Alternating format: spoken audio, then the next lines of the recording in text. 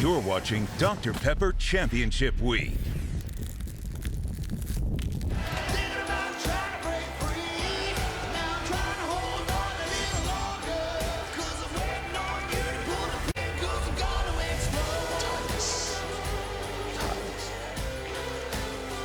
From the Baja men to the men of the Mid-American Conference, Detroit is the destination.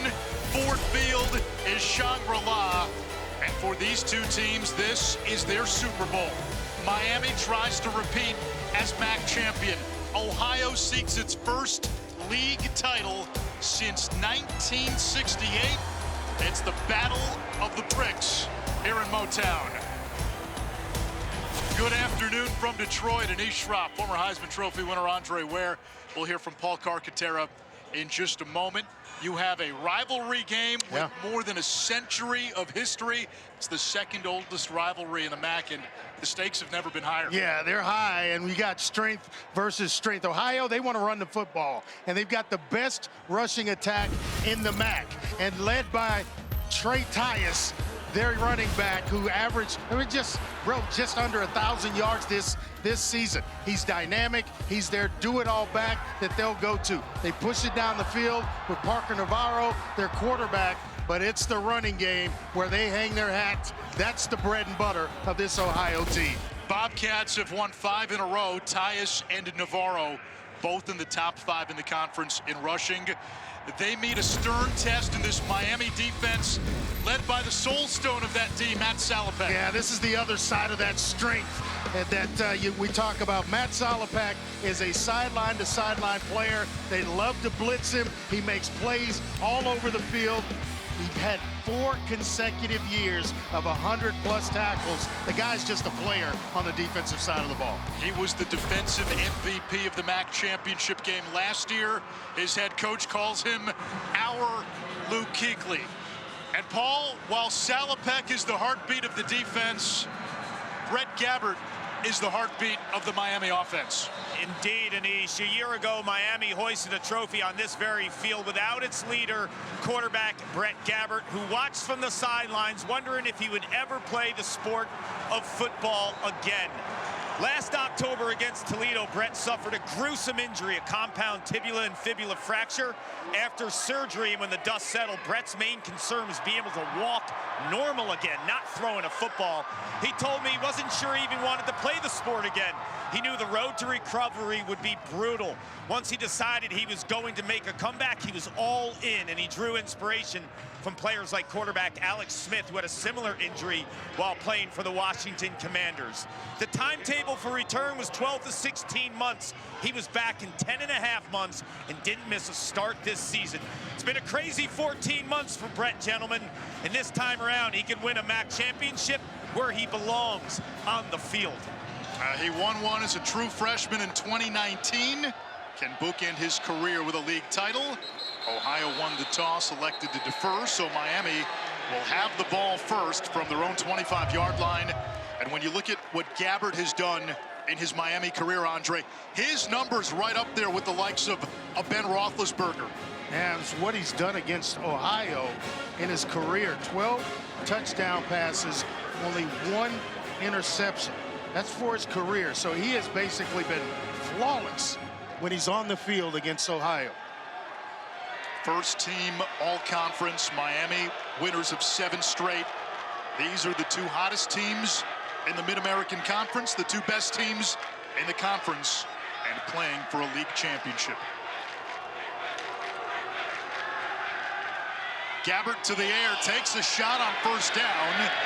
The overshot his intended target, the first team all-conference wideout, Javon Tracy, as we look at today's impact players, brought to you by Voya.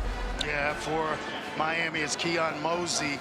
He is the guy that went over 1,000 yards, the only player in the MAC to go over 1,000 yards this season. And then on the other side, Blake Leak. He's a player that makes a lot of tackles, leads this team in tackles with 73 coming into this ball game.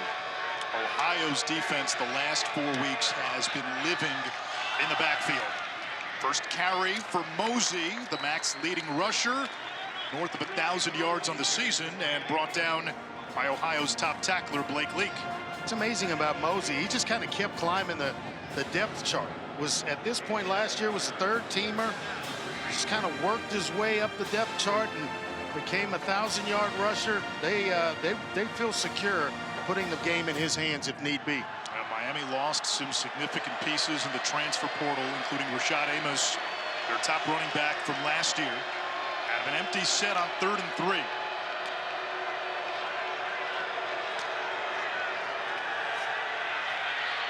Gabbert finds Tracy, and a first down, his 51st catch of the season. Boy, you're gonna hear a lot about this young man, Javon Tracy. Excellent hands, great route runner, and when you need it the most on 3rd down, that's where Gabbert will be going. Leads this team with 50 catches coming into the game. That 3rd down conversion significant. Miami came into the game 33% on 3rd down, next to last in the MAC. Only Kent State, which was the only team in the country below 20%, was worst on 3rd down. Yeah. Miami will take its time. They'll milk the clock. Ball control. They want to possess the ball. Mosey looking for room and swarmed in a sea of white and green. And that's this Ohio defense that had 31 TFLs in the last 4 games. You have to mix it up a little bit on the early downs in these. Ohio's good against the run. 97 yards is all they allow against the run. The best in the MAC and 7th in the entire country.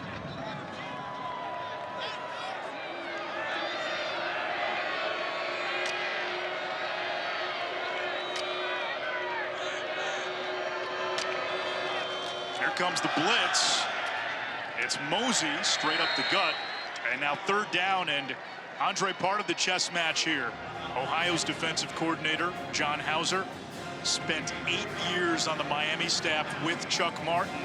And Chuck Martin told us, Hauser knows who we are. He knows what we like to do. Yeah. There are no secrets here. Well, now you just got to outplay him. It's got to be, mano a mano in terms of winning one-on-one matchups. That's one of the things that Hauser actually talked about, competing for 50-50 balls and winning when they're there. The tight end, Cold Iron, is in the backfield to block. Gabbert's throw complete to Tracy, slippery and elusive, and he picks up another Miami 1st down. Just talked about him on 3rd downs. Just excellent route runner. He really understands coverages. As a quarterback, I appreciate that. When you have a guy that understands zone coverages, sits down, shows you the numbers, where to slide to find a window for the quarterback, and then big on 3rd downs, he's going to work to get himself open. I really love his catch radius and his ability to make guys miss. You've seen that already. Yeah, he plays a lot bigger than that 6-foot frame. Off play action, this ball tipped, and it finds Reggie Virgil. A fortuitous bounce early for Miami, and another 1st down, a gain of 18 for the 6'4" Virgil. Yeah, he's their big play wide receiver, a guy that can really stretch the field. But usually you see this with DBs, the tip drill. Well, guess what? I guess receivers can do it also. He's the 2nd in 3 receivers that we're going to talk about a lot. Cade McDonald would be the 3rd. Shea Taylor, 3rd team all-conference linebacker, tipped it for Ohio. Look at the numbers for Virgil, who leads the team in receiving yards. This is a great opening drive for Miami. Gabbert is 3 for 4. Play clock down to 1. And they get the call off. They got a timeout before the play clock. Prior to the snap. I think Coach Martin Timeout, Miami. got to an official and got the timeout call. Timeout. Miami in the red zone on its opening drive.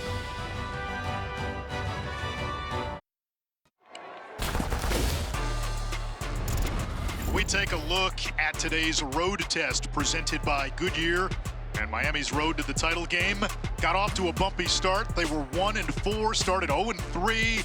Last 7 games they turned it around, and Chuck Martin credited this offensive line. He said at 1-4, this team was on the fast track to 1-11.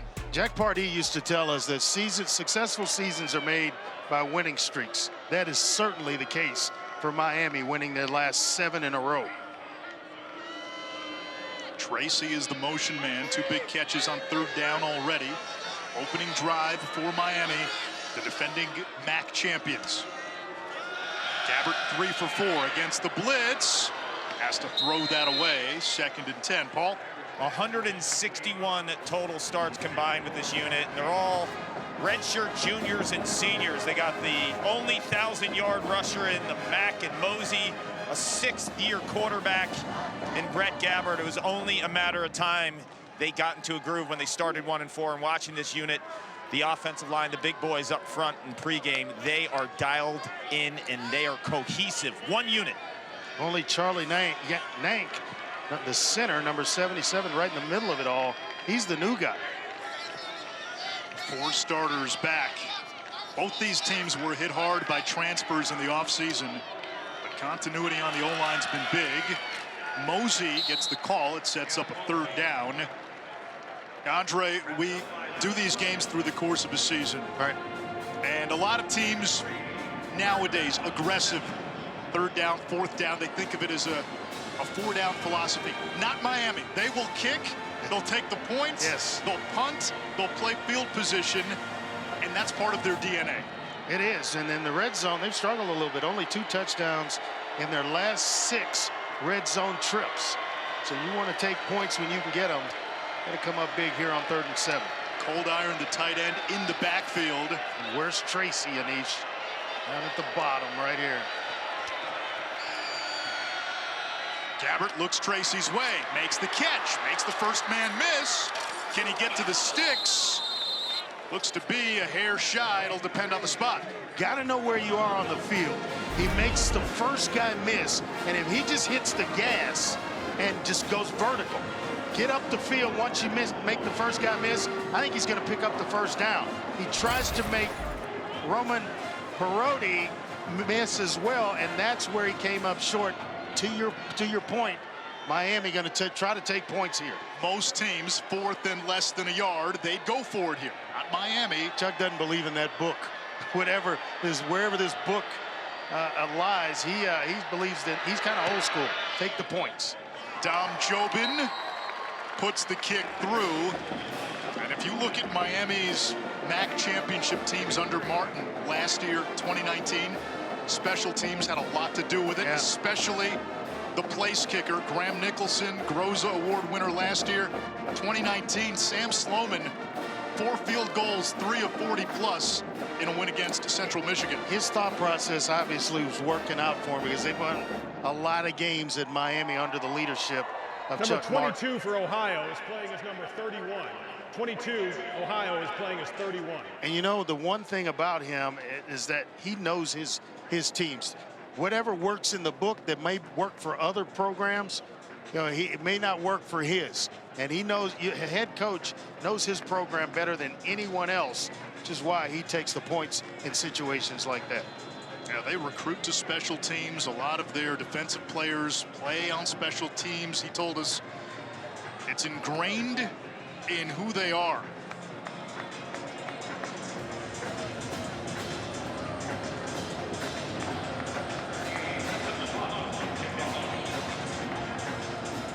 Ohio, all season long, has now only allowed 15 first quarter points. But they hold Miami to 3. And this one skips out of the end zone. The Bobcats will have it at the 25. Their quarterback is Parker Navarro. In his career, he has backed up both Dylan Gabriel and Curtis Rourke. Those 2 are now starting quarterbacks on soon-to-be playoff teams. He's fought through a broken collarbone. Ohio is now playing as number 22. He's fought through Tommy John surgery. And Andre, he waited his turn for this season. Yeah, he really has. He's been in this program for 3 years. And just kind of, as you mentioned, waited his turn. As he's experienced, they believe in him and believe they can win with him.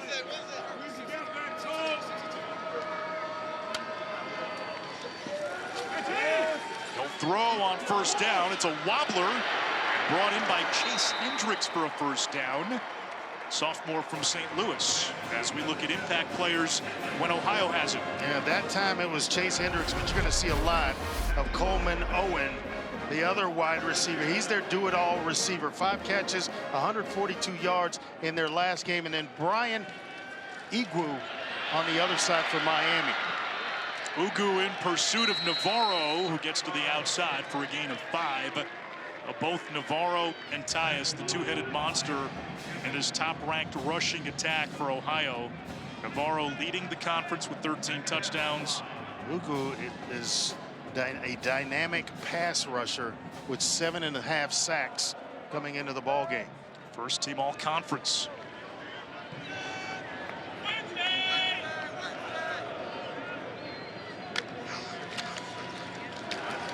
Quick throw on the slant. Hendricks again. Enough to move the chains. He played as a true freshman. Little slant route right there, and can really stretch the field. He's, arguably their number 2 receiver, but he can step up and have a big night or a big day, big game here for Ohio, as all the attention right now is on number 6, Coleman Owen. Ohio, the number 1 offense in the MAC, the number 1 rushing offense in the MAC. And they've done it despite losing a former conference offensive player of the year in Curtis Rourke, who's now the QB at Indiana. Tyus tackled by, who else? Matt Salopek. First time we've called his name today. He was the defensive player of the year in the MAC a season ago. Andre, you said it. Best on best, strength on strength. Or strength against strength. Tyus and Salopek was waiting to see this guy. We got a chance to see him last year in this very game. Over 100 tackles again this year.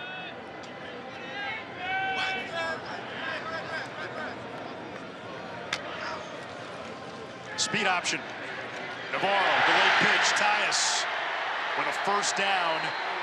Andre, when these two met in the regular season, Miami won handily. The final score wasn't indicative of how close the game was. Ohio didn't have its 2 tackles. They're back today. Yeah, they're back today, and they get Ugu kind of pinching inside, so it made it easy for Parker Navarro to read that. Got all the way to the edge and out to a secondary player, a second-level player, before he even had to pitch the ball to Tyus.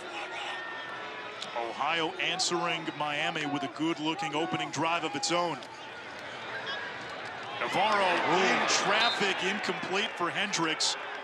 In that regular season loss to Miami, Navarro threw a couple of picks and could have thrown a couple of more. Eli Blakely could have come up with that one, just throwing into a crowded area. Got to take what's there. You got your big tight end Mason Williams sitting down underneath, wide open. You decide to force one into Hendricks because he's been the hot player for you.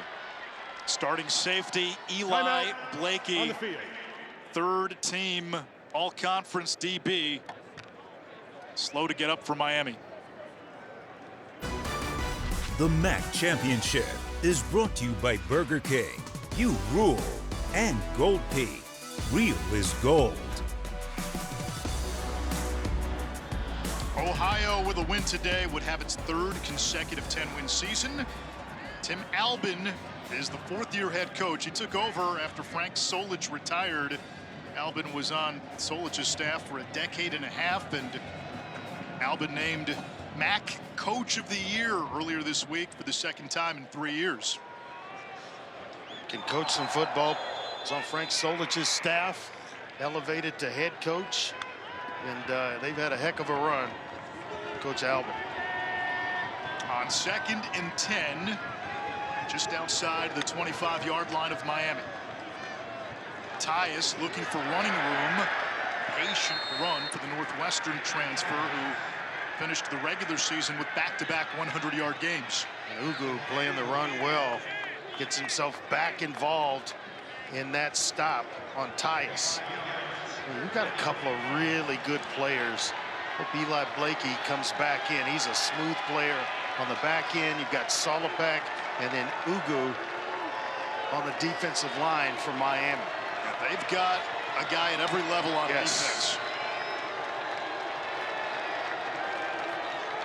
Ohio's been outstanding on third down.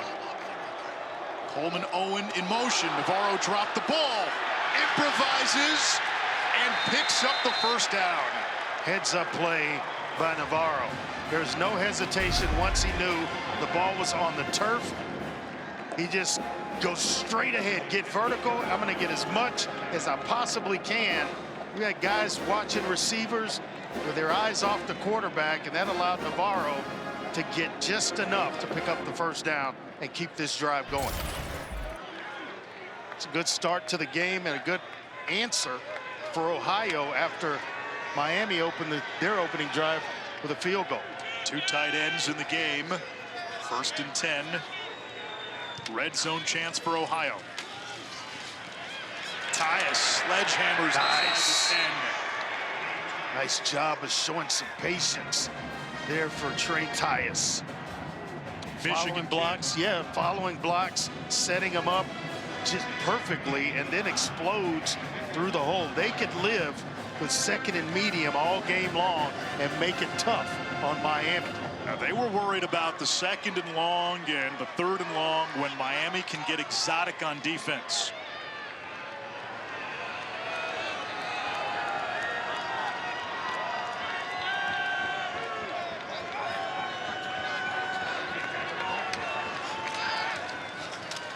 Back to the ground and back to Tyus. Bully ball from Ohio, and it's 1st and goal inside the 5. We talked a lot about Miami's offensive line and Carter's report, 161 starts up front for Miami, but you got to be impressed with this Ohio offensive line as well, moving and reestablishing the line of scrimmage for Trey Tyus. And Andre, they get 57. Carson Heidecker back in the lineup. He didn't play in the first meeting against Miami. Right tackle Jacob Dennison also didn't play. He's been back. Navarro keeps it. Touchdown, Ohio. They answer the Miami field goal with 6. Navarro is very much the dual threat quarterback and a weapon for Ohio. Went for 868 yards on the ground this year, and all eyes were on Tyus. It left Navarro untouched into the end zone, and what a heck of a drive, an opening drive for Ohio to answer points from Miami. Gianni Spedic for the PAT. 7-3 Bobcats. If Miami wins, they'd be the first repeat champion in the MAC since NIU more than a decade ago. If Ohio wins, it would be the 5th different MAC champion in 5 seasons.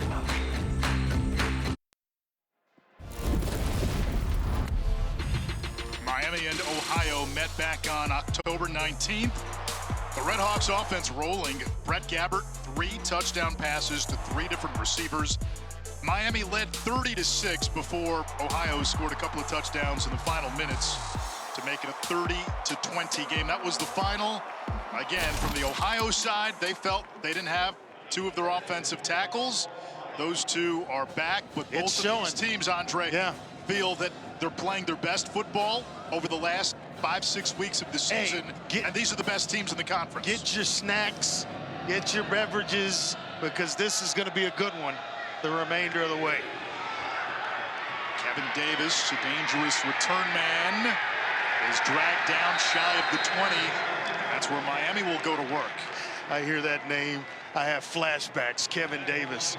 This is a guy that faked being sick when I was a senior in high school on the 400-meter relay. I'd just run the open quarter, and my football coach was like, forget about him. Andre will run it, won't you? And I would run through a wall for Coach Doug Ferris. He faked it? Yes, he faked being sick because he didn't want to run the mile relay. Guess who ran the second leg? You clearly and cramped up from the neck down. I can see you've let it go. That name brings back some scary memories. Davis in the backfield on first down. Gabbert will run. Slides across the 25. No flag. No flag. A quarterback who sliding is a defenseless player the moment he begins the slide. And all you really got to do is touch him down or go over the top, because in college, obviously, he's down. And when you see him slide, I'm surprised. Totally blown away that Adonis Williams Jr. does not get a flag thrown here for that. It's not targeting because he leads with the shoulder, but I'm shocked there's no flag. In agreement with you. Second down, 3 to go. Gabbert was stunned as well. Mosey with a seam. Knocked down, but not before a first down. You think of the running back room for Miami. They had a real good one last year in Rashad Amos. He transfers to Ole Miss, not really playing much there. They had Kenny Tracy, who was going to be their starter, torn ACL. He's out for the year, and Mosey works himself to the top of the depth chart. And I tell you what, they just washed the entire right side of Ohio's defense down inside. That gave Mosey a big hole to run through. A lot of green turf. Miami's been snapping the ball with less than 5 on the play clock on every single one of its snaps. Gabbert under pressure flushes this out of bounds in the direction of Andre Johnson. That's the experience of Brett Gabbert, because a lot of quarterbacks just hang in there or take a sack. He feels the pressure and a guy coming free on him, and it was Braylon Henderson there. He just throws it away. Let's come back on second down, as opposed to taking the sack and losing yardage by doing so. Sixth-year senior. He's played a little bit of football. Yes, he has. Older brother Blaine Gabbert, standout at Miami, first-round pick, a dozen years in the NFL.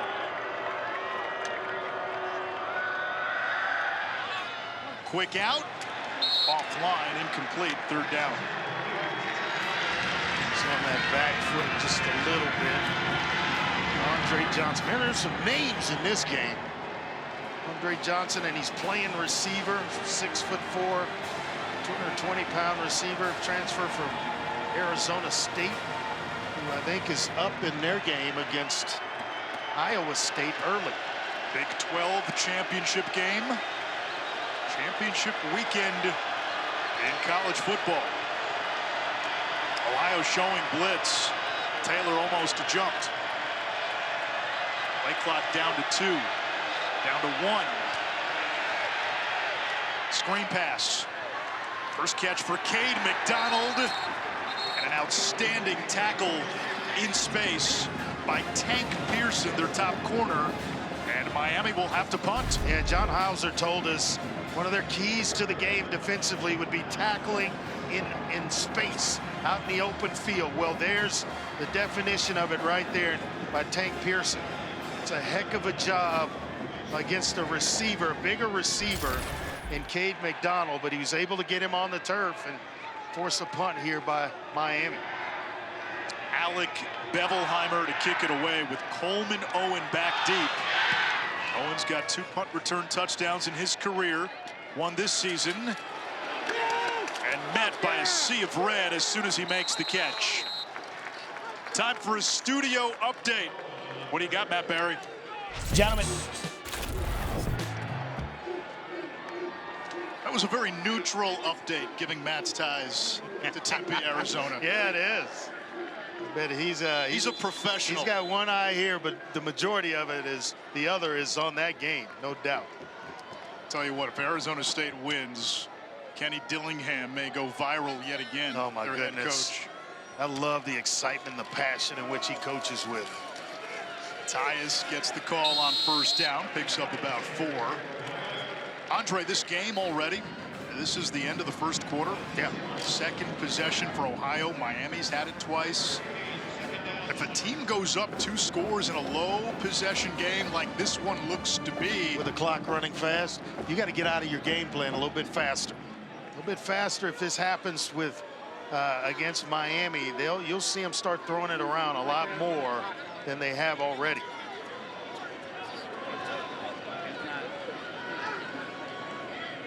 Ohio does not have to call a play, but they do. And a quick hitter to Hendricks with yet another catch. He has all 3 Ohio receptions, and we have played 1 quarter in this 2024 MAC championship. Ohio leading the defending champion Miami 7-3. Coach, you're playing an experienced Miami defense. What's the best way to attack this unit? We got to stay on schedules and offense. Something we didn't do in the first meeting. So far, so good. I think you got a great chess match with both quarterbacks at the line of scrimmage. A lot of checking. They know a lot about us. I'm not concerned about that. I'm concerned about what we know. And right now, we've been on schedule. We'll see if we can finish and get some points out of this drive. Thank you, Coach. Thank you. On schedule is right. Ohio only had 1 third down attempt in that opening quarter. Little screen pass. Tyus finds a tunnel. And this is what the Bobcats want to do, Andre. They want to pick up enough on first down so Miami cannot dial up their pressure and get exotic with those rabbit packages on second and third. I have no idea what went on at Northwestern with Tyus, but to force a transfer to Miami. I mean, excuse me, Ohio. But he is a good-looking player. Yeah. I mean, a good-looking player. And Ohio got a glimpse of that right away. His season debut at Syracuse, which turned out to be a 9-win team. He ran for 200 plus, and he picks up the first down there. Good news for Miami. Safety Eli Blakey is back on the field. You saw him leave in the first quarter due to an injury. It was the upper right shoulder area on his right arm. You see that he has the left arm brace on as well, but this is good news. Second in the team in tackles behind, you know who, Matt Salopek. He will do a lot of things with Blakey on the back end. RPO, Navarro to the far side. 4th catch for Hendricks. He has 4 of the team's 5 receptions so far, and Navarro 5 out of 6 passing. Sometimes these games make stars. And I tell you what, if it continues the way it's going, Hendricks may become a star in this one. Just a sophomore. He's a young player, but a big upside, and the coaches feel like he has a very bright future in this program. Ohio into Miami territory for the 2nd consecutive drive. Both teams have had the ball twice, and we're early here in the 2nd quarter. Navarro keeps it. Nice move. Cyclones for another first down. They're picking up the yards on first down, which puts this defense on its heels on 2nd and 3rd. It wasn't an easy path for Parker Navarro, but when he got his shot, he made the most of it. And this team, along with the coaches, they feel like they trust him. They feel like they can win with him, and he has produced in a major way this season for them. Started at UCF, where he backed up Dylan Gabriel, who's now the quarterback for #1 Oregon. They list him at 6 foot. But man, he looks taller than that. Young man from Arizona. Navarro lets it fly, almost intercepted. He wanted Coleman Owen, and Rayon Strader, Miami's first-team all-conference corner, nearly had his 3rd pick.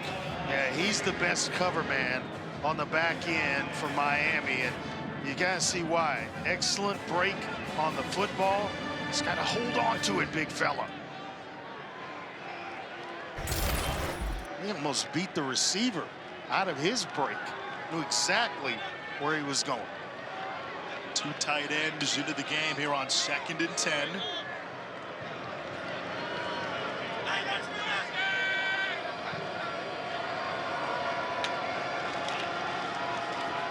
Here comes Tyus. Now Ohio's got to be careful. It's 3rd and long. Miami bringing in its 3rd and long personnel, and these were the situations that kept Tim Albin up all week. Yeah, heck of a tackle by Oscar McWood. Out of right here in Detroit, Brother Rice High School. One of my best friends, Mike Farr, and a teammate here in Detroit with the Lions, attended that same high school. Brother Rice. Ty Wise, the middle linebacker, lined up off the edge. How about the call? The draw play on 3rd down and 9. It works to perfection. Got everybody thinking they had to throw the football in this situation, and they unleash their top weapon on a draw play. Everyone's spread out. It's the perfect formation defensively to run this. You get pass rushers coming up the field, and all of a sudden, here comes Mr. Tyus. Anthony Tyus grew up 2 hours from Detroit, Portage, Michigan. Now they're going to split him out wide. He's got about 20 friends and family in attendance today. Maybe a screen to him, tunnel screen. They like running quarterback draw two out of that empty set. Instead, they go to Hendricks, who has matched a career high with 5 receptions, and we're still early in the second quarter. And Coach Albin told Paul during our break that they needed to stay on schedule. Got a little bit behind schedule when they had to run the draw play, but for the most part, here in the first half, they've stayed on schedule, and that's allowed them to really do what they want offensively, and it's putting a tremendous amount of pressure on Miami's defense. 11th play of the drive as Mason Williams, the tight end, motions to the slot.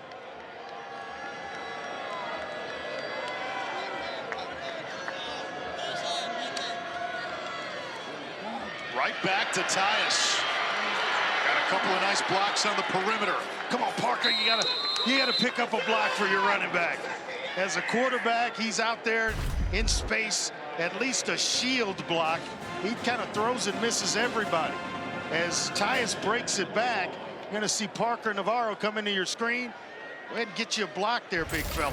He wanted to, and then at the last moment. Business decision. Business decision.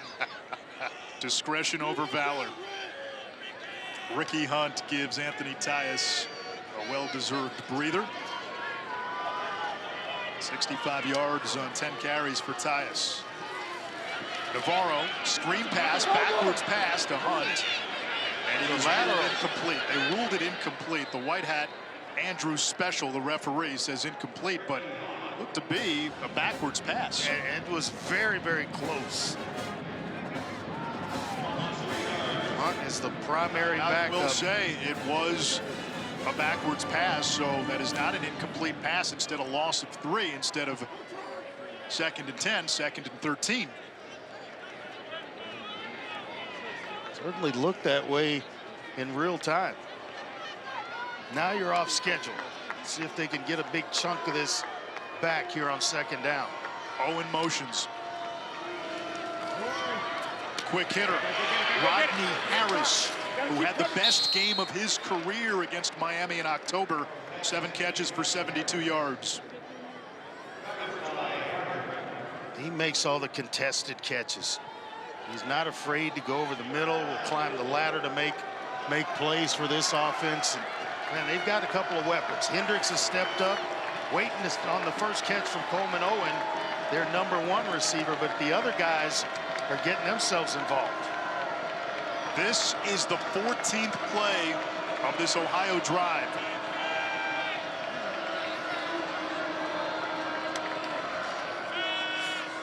Navarro keeps it.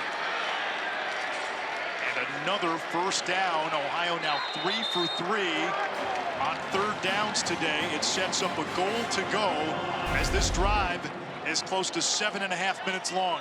Got to be impressed with what Ohio's doing offensively. I mean, it is a mixture. Some Parker Navarro, some Chase Hendricks, Rodney Harris has gotten involved, and obviously Anthony Tyus, or Trey Tyus for Ohio, spreading the wealth around and keeping Miami off balance. Blakey, meanwhile, coming off the field. He's headed to the locker room. Tyus, between the tackles, wrestled to the ground by Salopek. 2nd and goal. I love the patience that he shows when he's running the football. Allows the offensive line, their blocks, to kind of set themselves. And then he has enough explosion and speed to really hit the hole when he needs to. It's impressive. I liked him on film. Really liking him in live action. 4 100-yard games this season and close to 70 yards rushing in the first half. A chance for more.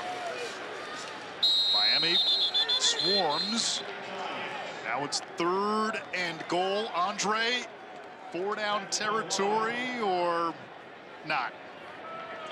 Yeah, I think if you have a chance to go up by a full score, unless Miami goes down and goes for 2, which I don't think so this early, but you may roll the dice if you get to that point. But they've been pretty good on 3rd down here early. I think we know what Dan Campbell would do. Oh, there's no doubt he would go for it. Maybe some of this building rubs off on Ohio. 17th play of this drive. 9.5 minutes long. Take a timeout. Timeout, Ohio. Their first charge, timeout and a half. Timeout on the field. Big sequence upcoming for the Bobcats, looking to make it a 2-score game. The AT&T Countdown to the College Football Playoff National Championship, Monday, January 20th on ESPN. Yeah, that's how I get by.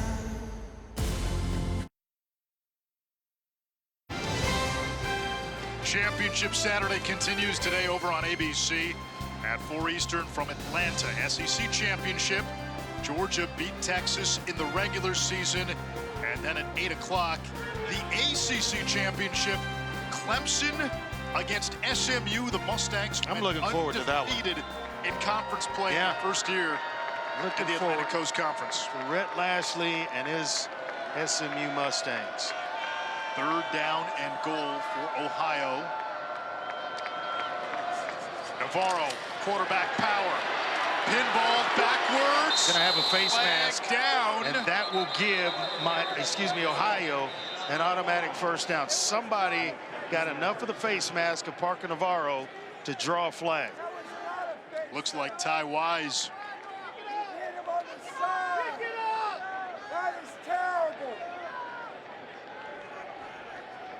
Personal foul, face mask, defense, number 52. Penalties half distance to goal from the previous spot. Automatic, first down. It's Nasir Washington, the D tackle. Didn't have it long and may have just kind of brushed it, but it was enough right there to get the attention of the officials and give Ohio a first down here at about the 1-yard line. And he didn't need to do it. Well, they had enough red jerseys around Navarro to where he was going nowhere. Tyus, the running back, out of the pistol. Option. Tyus on the pitch. Miami gets to him. Tyus pushing ahead and stopped just shy of the goal. 2nd and goal.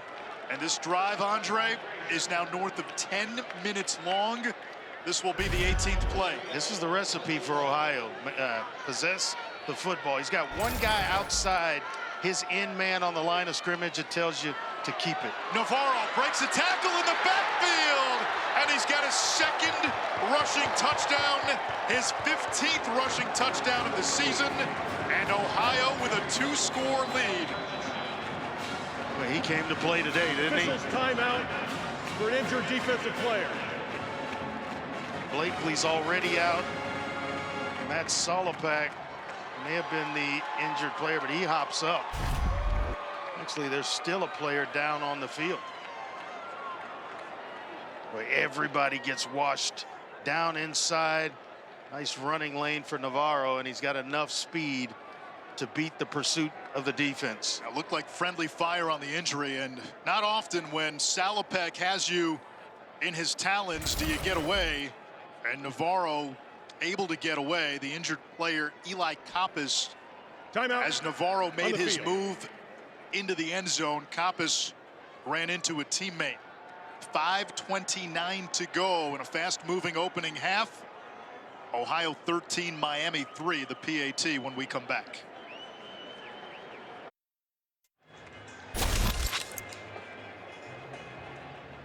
Here's where Eli Kappas got hurt. Kind of slams into his own man. Silas Walters, another safety end. And after the play, Matt Salopek, captain, heartbeat of the defense, did not take kindly. His team down 13 to 3. Don't know what Extra Mason point Williams. coming. Don't know what he said to him, but obviously Salopek didn't like it. If you're Ohio, that's not a bear you want to poke. No.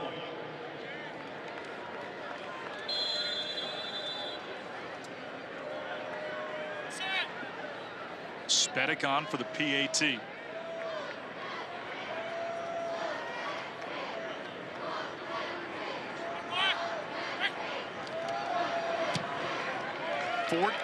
to 3, Ohio, after an 18-play 82-yard drive that ate up more than 10 minutes of game clock. The MAC Championship is brought to you by Olive Garden, where there's plenty of holiday cheer and breadsticks to go around. Nancy Cartwright went to Ohio University. She was their commencement speaker in 2012, and she is the voice of the iconic Bart Simpson for the last 3+ decades. Hey, this is how we tie it all together. Monday Night Football, Bengals, Cowboys. We may get a Super Nintendo Chalmers sighting, maybe Radioactive Man. We've got the Simpsons Fun Day Football, one-of-a-kind NFL experience. Starting at 8, you've got the traditional game with Joe, Troy, or Peyton and Eli as well on ESPN2. Multiple options. As Homer used to say, it takes 2 to lie. 1 to lie and 1 to listen. As Kevin Davis gets out to the 30-yard line. Time to listen to Matt Berry. And Ace, that was a pro's. Scatterboo, a name you cannot forget. Some of the best contact balance we have seen this season. He makes sure you don't forget it either. We'll need to check on Matt's heart rate at halftime. Arizona State picked to finish last in the Big 12.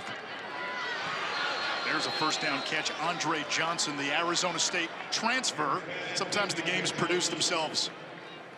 He's about the size of the Andre Johnson, obviously, that just went into the Hall of Fame, 6'4", 219. Andre was right around 6'3 and a half, about 220, but could really fly.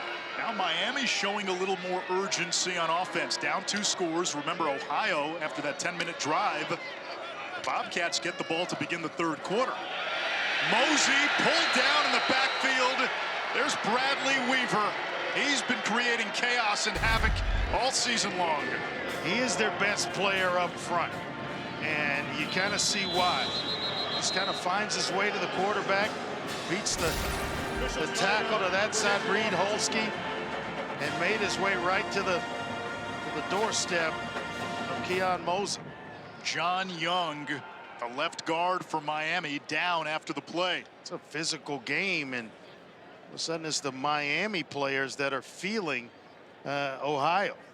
And Andre, not to make too much of this, as Young gets up and walks off on his own power. If Miami doesn't convert this 3rd down, Ohio has the ball before halftime. They have the ball to begin the 3rd quarter. Could really put a dent in this game and start to really separate from Miami. And you got an Ohio team that's been eating up clock. They have been imposing their will offensively. Miami may not have enough chances. Kevin Davis lined up in the slot. Gabbert trying to get his play in. Still has plenty of time on the play clock. A lot of autonomy for Gabbert at the line of scrimmage. Here's the pressure. Moves the pocket. Throws downfield. Davis got turned around. Covered by DJ Walker. It's 4th down. Miami's got a punt. And a defense that was just on the field for more than 10 minutes has to go back out there. Miami's hardly had the ball in this 2nd quarter. It's 10 minutes, 10:14 to be exact, of game time, but over 25 minutes of real time of sitting on the sideline, and yeah, that's a lot of time for the defense to be on the field for Miami. Fair catch called for and made by Owen at the 24. Tomorrow's the day, noon Eastern on ESPN. It is the exclusive reveal of the final college football playoff rankings and the 12-team bracket, plus all the remaining bowl matchups beyond the playoffs will be announced. The selection special tomorrow at noon on ESPN. Here's my question. We'll know who's in, who's not, and then we'll have some debate as to who should have gotten in, and you know, we'll get the matchups that we've all been waiting on. Boise State, they will be in. Winners of the Mountain West last night. Another 200-yard game for Ashton Jeanty. Navarro, keeper, ambushed. Not much, no gain on the play. 2nd down. Jeanty, after last night, has gotten a lot of people's attention because they should be in, almost a lock to be in.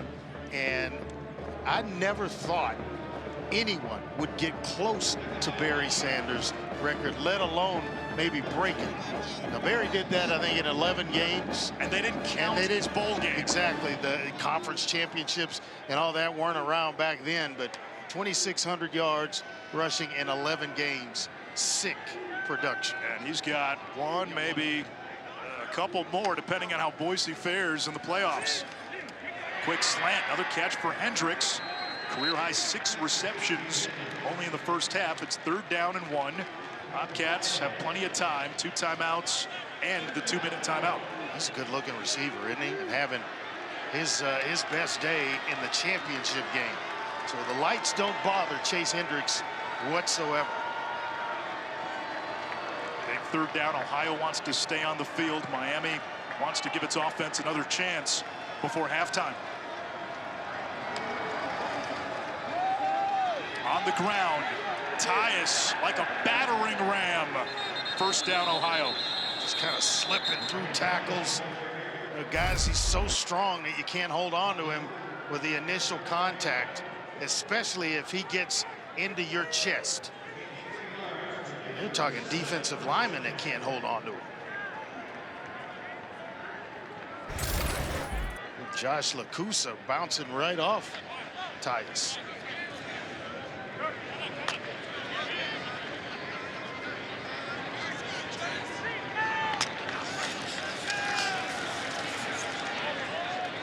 Navarro finds Coleman. Finally. First catch of the game for the 1,000-yard receiver for the Bobcats. You guys saw Matt Salopek really upset after that last touchdown by Ohio, and he's been fuming when he was walking off the field. He was letting the refs have it. He feels like he's been held quite a bit in this contest and also being hit late after play. So obviously Ohio is on red alert when they're dealing with 15 in red, knowing he's the central piece of this defense. Timeout. And they know they have to account for him on all fronts, and he's been feeling it, and he's not happy. Continued chatter with the officials from Salopek as we take the 2-minute timeout in this MAC championship. 4th game in the Big 12 championship, Iowa State, Arizona State, plus it's take 2 for Georgia and Texas in the SEC championship. Plus we had games last night. Friday's finest. Dan Mullen, Joey Galloway joined me. Coming up, guys, I need this half to go quick so I can get back to the Big 12 viewing party. I don't know We'll if speed we it up can for go you. any faster, Matt. We'll speed it up I don't for know you, if we Matt. can go any faster. Who you got? Texas, Georgia. I think Georgia wins. I think Georgia's going to win the whole thing. I agree with you. I don't know about the whole thing, because they've had some problems against certain teams. Tyus with a 1st down. They are so talented. If they cut down on their turnovers, as Miami Charge timeout in the half. It'll be a 30-second timeout. calls the timeout. The key in that game is getting Beck off to a good start. Yeah. If he gets off to a good start, then Texas is in real trouble. If Beck plays clean, and that's been the problem when they've had their struggles. If Beck is clean, Georgia, Because you know the is a tough defense, out. you know Georgia's defense is going to show up. Right. Now they've got to just take care of the football, play clean early, and kind of march their way on to the playoff. Andre, this has been a low possession first half. Both teams have controlled the clock, played the clock, Ohio especially. But in the second quarter, it has been all Ohio. Miami's had the ball for 70 seconds. Texas wins. Is Georgia in? Yes. 3 losses. Yes. I don't know. I definitely wouldn't say they're automatically I think they'll get in after last week's win. Yeah, nail biter against Georgia 8 Tech. overtimes, yeah. Navarro, quick throw. Harris, the reception. I know you loved it. Teams couldn't run out of the shotgun at the 3-yard line. This ball control by Ohio is mind-numbing for Miami, and it's not looking good defensively. Eli Blakey went into the locker room with an injury now. Nazir Washington, guy in the middle, the defensive tackle, he just walked into the locker room. And it's a gassed defense, too. Navarro looking for a running lane. Chased by Wise. Navarro turns the corner, picks on the first, and gets out of bounds. And the Ohio bench loves it. I know how fast Ty Wise is, and he can run. But Navarro hit a gear and just kept him at bay. Had an angle and everything and could not make the play even with an angle. Navarro picks up another Ohio first down. They have been just about flawless on offense since the opening kickoff. Navarro north of 900 yards rushing for the season. Tyus went over 1,000 yards in the first half. Or should I say their first possession, because they're going to get it first after halftime. Navarro's got time. It's juggled and dropped by Hendricks, who was wide open. Been just about automatic in the passing game for Navarro. And you see Chase Hendricks miss many. That one just couldn't hold on to it. I think he saw he had some space around him, was ready to run before securing the catch. I may come right back to him. I'm a quarterback in the huddle. Hey, I understand. I'm coming right back your way. He's had a good first half, 6 catches on 8 targets.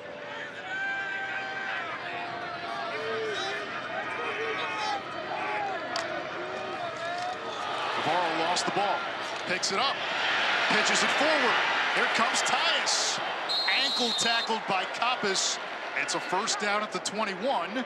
It'll momentarily stop the clock, and Ohio still has the 2 timeouts. Heck of a job of improvising by Parker Navarro and knowing where guys are on the field. Tyus saw it, turned around, gave his quarterback a place to go immediately with the football, and the result, obviously, a first down for Ohio. And a timeout by Miami. Their Timeout. final. They need it. Timeout. Talk about a defense that's gassed right now. And I think Chuck Martin knows the difference right now between holding Ohio to 3 or giving up a potential touchdown. The Bobcats have had the ball in Miami territory on all of their drives. They've controlled the clock. They get the ball to begin the third quarter. And we've seen Navarro a couple of times today turn a broken play and turn it into something positive, making chicken salad, if you will. There's the Taco Bell Live Más student section all season long. Student sections across the country compete to be the Taco Bell Live Más student section of the year. Download the Taco Bell app to learn more. I quit Taco Bell for a while when they stopped making the Mexican pizzas. I came back when they went back to them, started producing them again. I'm back and I'm happy. Because when you think of Mexican food, you think of pizza. Yeah, I think of that Mexican pizza, and I can't eat just one. I got to order 2. 1:01 to go, first half. Ohio on the cusp of the red zone. Navarro hit, finds a wide open Williams. His tight end rumbles in for 6. Put a move on Eli Kappas and left him reaching, and the big tight end. All 6'5", 257 pounds of it. Guys shouldn't be able to move like this. I mean, in the open field, you're that big and agile, and watch the move. Oh, my goodness. And it's actually Strader, the team's best corner, can't bring the big tight end down in the open field. Another missed tackle by Miami. Spedic. And the PAT is good. It is a 3-score game. Ohio gets the ball to begin the third quarter, and this now takes Miami out of what it likes to do. You can't play ball control. You can't play the clock anymore. Yeah. You've only had the ball for 3 plays in 1:10 in this second quarter. Now it takes you out of your DNA. Oh, what a difference Carson Heidecker and Jacob Dennison has been for Ohio. They were, you've pointed to it and referenced it many times. They were not available in the first matchup against Miami. They're here tonight. They're playing, starting, and owning the line of scrimmage. Ohio finished this season with 5 straight wins, all by 17 or more points. Their only losses this year, 2 Power 4 schools, Syracuse and Kentucky, and back in October to Miami, but a chance to avenge that. Without those 2 tackles that I just mentioned. Right. Playing tonight, and my goodness, a lot of good things happening for Ohio in this one. 101st meeting between Ohio and Miami, a rivalry that about 20 some odd years ago was dubbed the Battle of the Bricks by the marketing folks. Not much for Kevin Davis.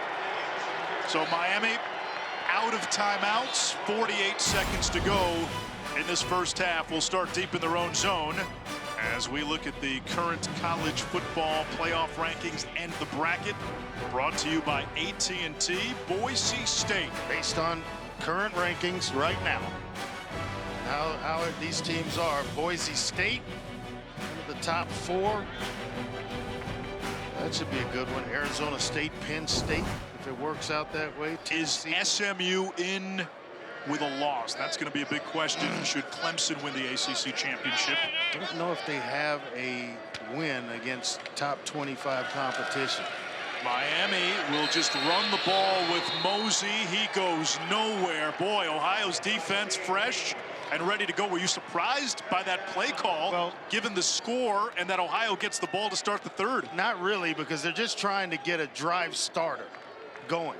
And no timeouts. If they pop a run, then obviously they hurry and start trying to maybe spike the ball after a first down and get themselves going in that manner. But they're not going to rush here because no timeouts. I'd figure they would at least try to get a field goal out of this before halftime. Just going to take a knee. And the crowd unhappy. Well, they made a substitution, so Ohio's got to, they have the right to make one as well. Miami runs one play on its last possession of the second quarter. The Red Hawks had the ball in the second quarter for 2 minutes and 2 seconds. Ohio in full control, looking for its first MAC title since 1968. Matt, Joey, Coach, take it away. Welcome back to Dr. Pepper Championship Week.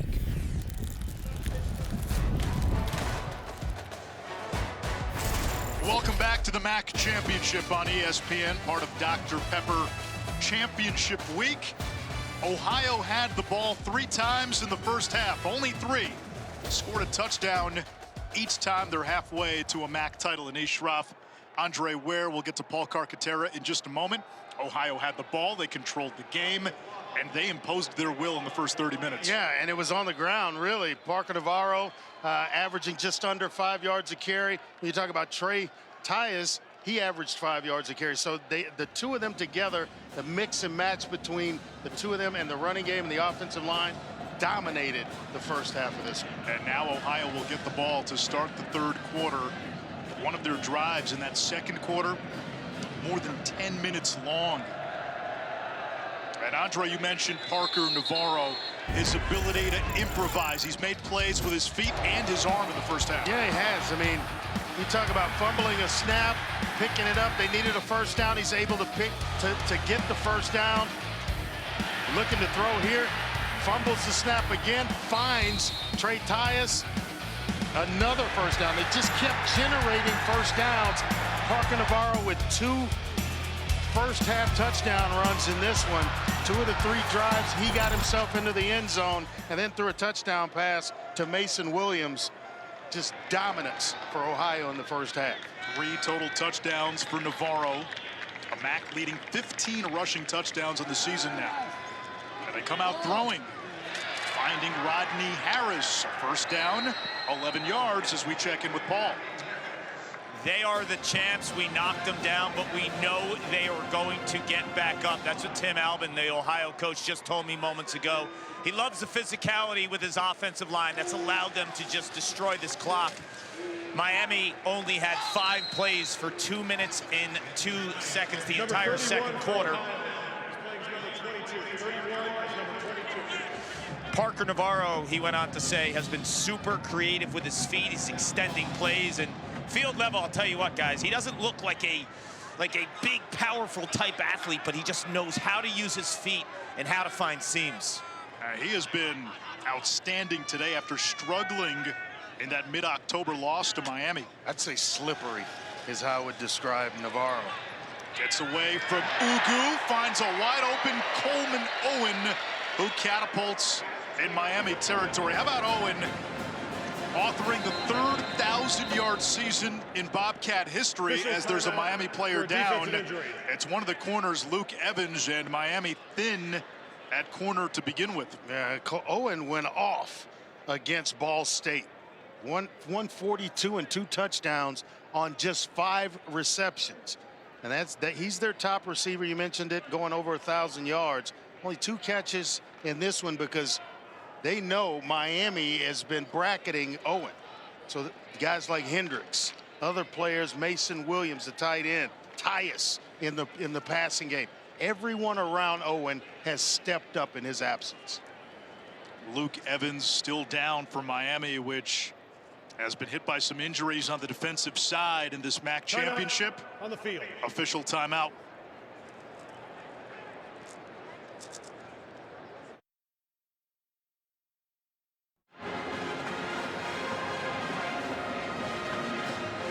Luke Evans taken off the field for Miami, so they will substitute William Hardrick opposite Rayon Strader at cornerback.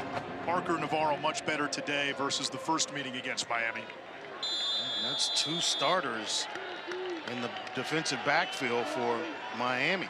Blakey and now Luke Evans out of the game. Coppice, who's in for Blakey, is the one high safety. Quick slant. Owen the catch, close to another first. The play selection to begin this third quarter tells you Ohio's not going to be conservative. They respect Miami. They had success throwing the ball on early downs in the first half. They continue with that here in the third. And going no huddle.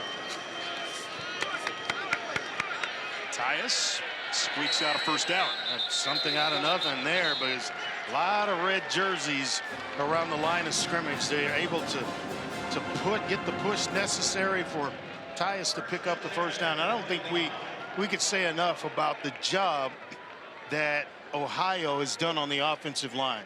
They have owned the line of scrimmage. That gives you the ability to run your entire playbook. Whenever you want to run certain plays, you can get it done because of the play of the big guys up front.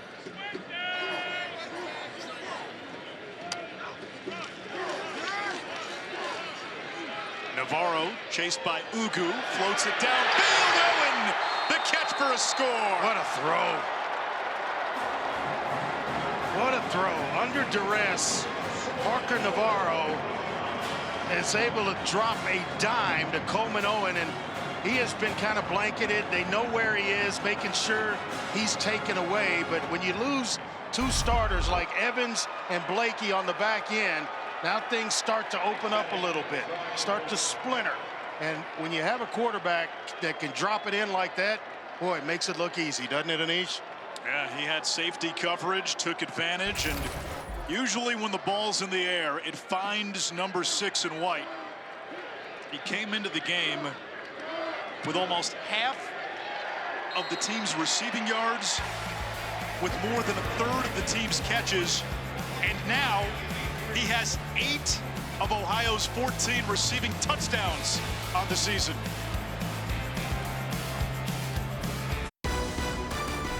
The MAC Championship is brought to you by Taco Bell. Download the Taco Bell app and vote for the Live Más Student Section of the Year. Redhawks defense looks good, but I'm looking at 4th-year Bobcats quarterback Parker Navarro. Yeah. 65% completion rate. If he can get going, he'll tilt this in favor of the Bobcats. I'm going underdog Bobcats here. Yes. Willy Wonka may have just pulled the golden ticket. Wow, what a spot on call so far. Navarro kind of look alike. 4 touchdowns in the game. They do. Yeah. I like Navarro's mustache a little better. I do too.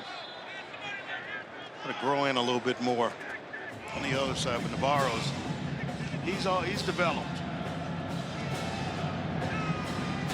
188 yards, 16 of 19 passing through the air. 2 touchdowns passing, 2 rushing. Bouncing kick fielded by Kevin Davis. Miami looking for a spark of any kind. And they'll start inside their own 25-yard line.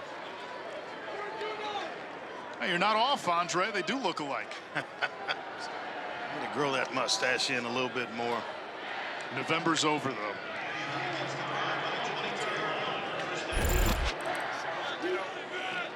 Similar hairstyle, too. Yeah. Maybe that's why he chose. That might be why he went with the underdog, Ohio. Resemblance.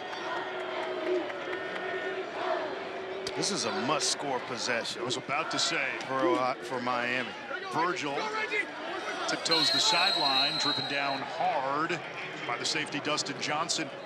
It feels as if Miami needs a touchdown on this drive, or this will be an Ohio coronation for the balance of the game. Yeah, the big three, and I'm talking about Tracy, Virgil, and McDonald. They've got to come to life, because now you have to pretty much abandon your game plan down 28-3. Mosey, no running room to be found, only a yard, 2nd and 9. Virgil's got to touch the ball more. He's their leading receiver in terms of yards. He's long, he's fast, excellent versus man-to-man. McDonald, it's the first 3.5 games, but he's excellent after the catch. And then we saw what Tracy was able to do the opening possession for Miami. So we've got to start to get the ball and spread it around to those 3 receivers. Miami scored a field goal on its opening possession, nothing since. Gabbert 7 out of 12. Tracy with another catch. It brings up 3rd down. Been a tough go offensively. Miami's rushing attack has been stymied by the #1 run defense in the MAC. And no explosive plays to speak of for the Redhawks. They're only going to get better. They came in averaging 97 yards a game, and they have refused to allow Miami to get the running game started. Empty set on 3rd down.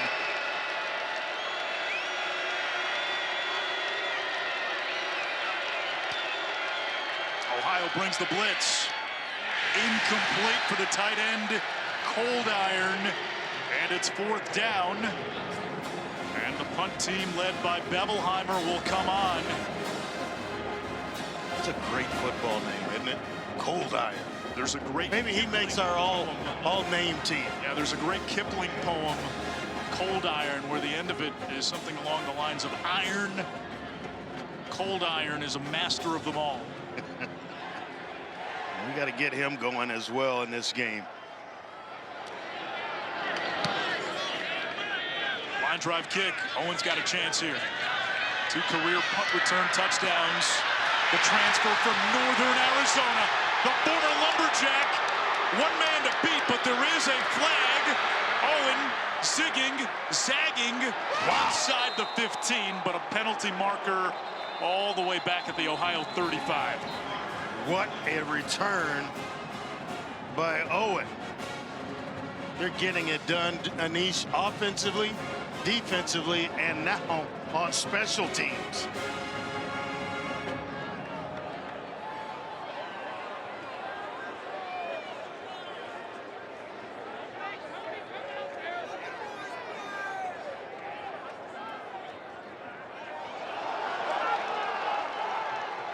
Ball comes out at the end.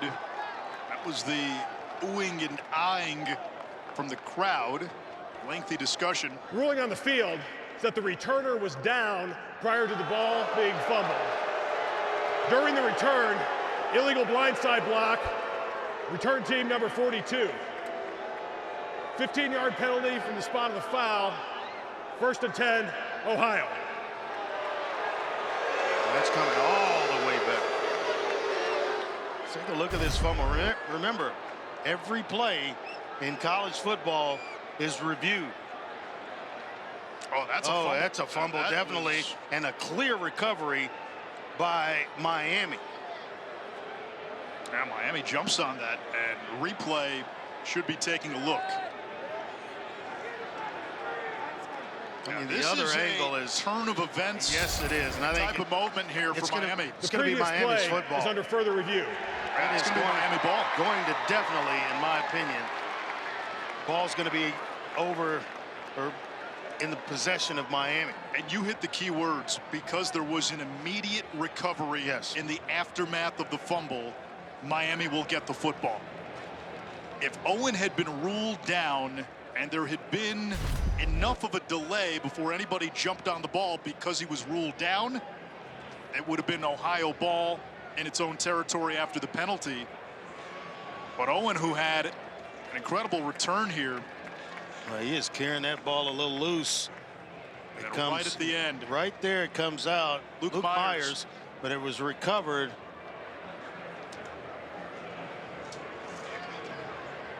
Trying to find the number of the recovery. Yeah, that's Hudson Powell. Yeah. The long snapper.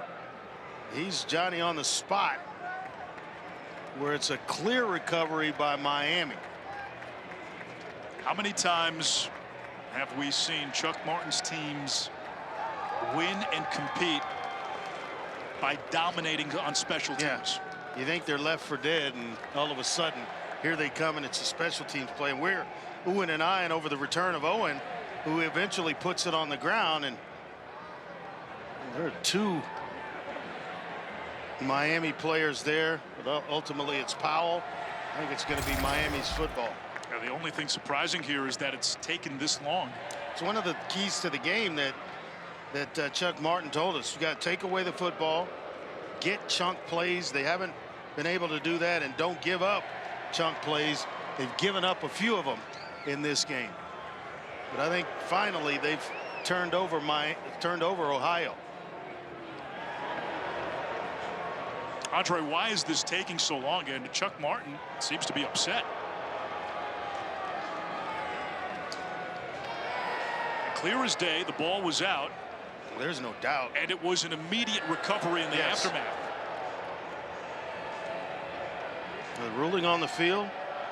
So you can see it there. Ball carrier was ruled down. No fumble, but this may change right here. During the previous play, the ball was fumbled and recovered by Miami. However, the foul that occurred was committed by Miami, number 43, for an illegal blindside block. By rule, that penalty is enforced from the previous spot. 15-yard penalty, will be 4th down for Miami.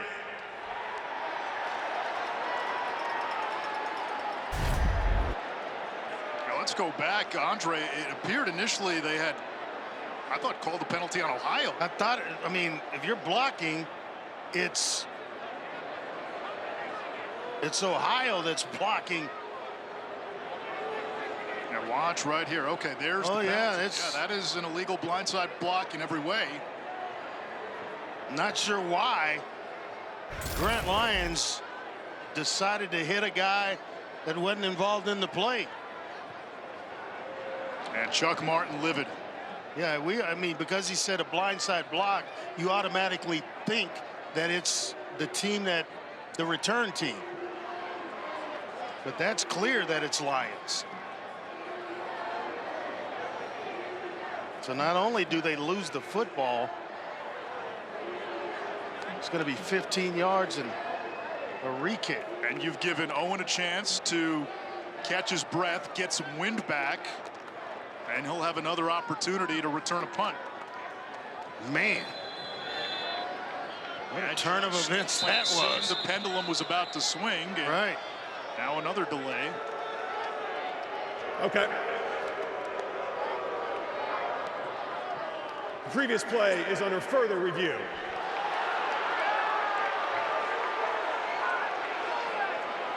We just did that. I think they have to go back and decide where the football's actually going to be placed. And I was scratching my head after the previous explanation. A lot of confusion down on the field. So the way the play originally unfolded, Miami punts on 4th down. Owen has a big return. There is a block in the back, a blindside block called on Miami at the Ohio 35-yard line. Owen then fumbles at the end of the play. Miami recovers. The first review negated the fumble and the Miami recovery because of the penalty on Miami. After further discussion, the penalty will be enforced from the previous spot. It will be 4th down, Miami. Now this feels like Groundhog Day. I think he just said that initially.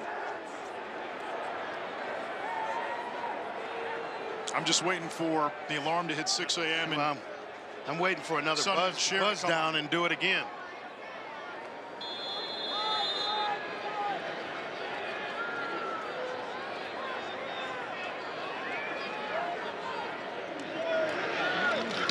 Heffelheimer kicks it away. Another line drive. This one bounces. And Owen watches it go out of bounds at the 33 of Ohio. So, after all that, it's Bobcat ball. 10:15 to go in the third. Ohio with a commanding 28-3 lead. And this is a Bobcats program where their last MAC title came in 1968. However, in the era of league championships, they have been in the MAC title game 5 times. 0-5. 2011, they had a 20-0 halftime lead on NIU, lost. Nearly upset what was, at the time, an undefeated Western Michigan team in 2016. And then 2 years ago, fell short against Toledo. Miami won this game a year ago, knocking off Toledo. First down, it's Anthony Tyus picking up 5 more, up to 87 yards on the ground.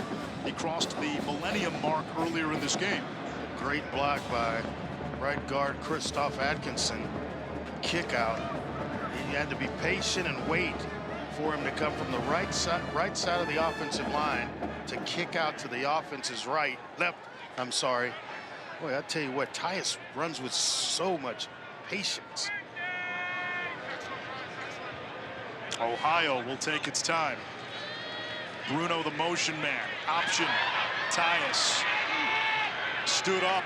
Ugu got to him, only a yard. It's 3rd down. Frazier as well, the defensive tackle, helping out on that stop.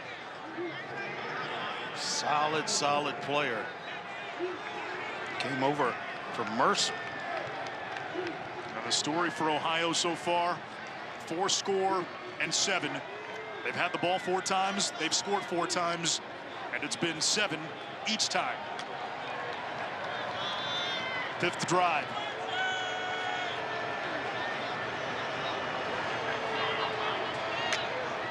Navarro 16 out of 19 through the air, 17 out of 20.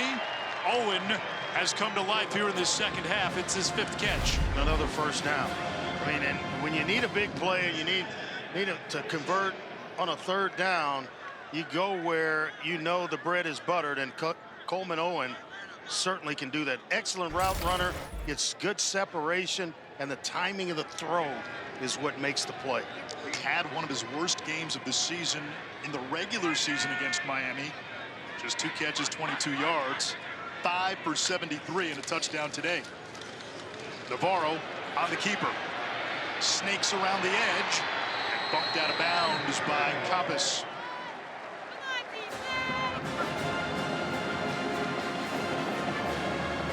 Two different occasions, I've seen Navarro outrun Ty Wise, who had an angle, and then there, Adam Trick, a defensive end, who could not run down Parker Navarro. Turns into another Ohio first down.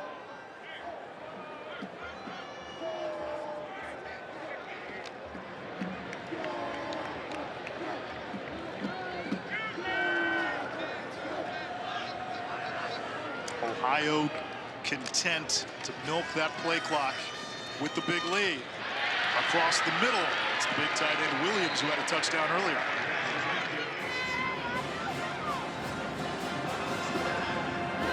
Williams was hurt last year as a true freshman.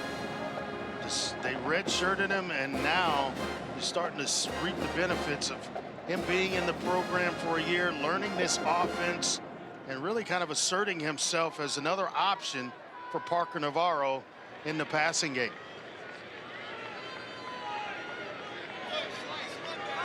Fifth straight drive, Ohio has marched inside the Miami 30. Navarro again keeps changing direction. Ends up picking up a spin move on him. Navarro's doing everything. Running through tackles, hitting the spin move. Wow, what a game he's having. 2 touchdown passes, 2 rushing touchdowns. He's accounted for all 28 points in some manner that Ohio has. He's playing the game of his life right now.